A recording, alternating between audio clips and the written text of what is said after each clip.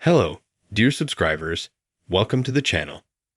In this video, I will show you and tell you how you can download the game called Subway Surfs on your iPhone or iPad.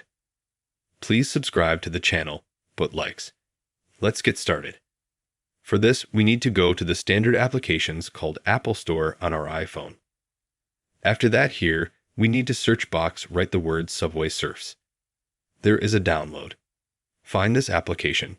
Click Install. And we are now installing it.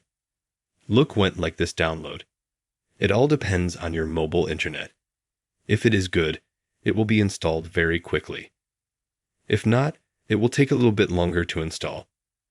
You have to wait for about 30 seconds, maybe a minute. Now it will download.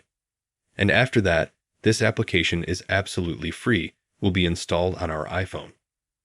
Also absolutely on any can be installed on any iPad. In general, on any iOS device.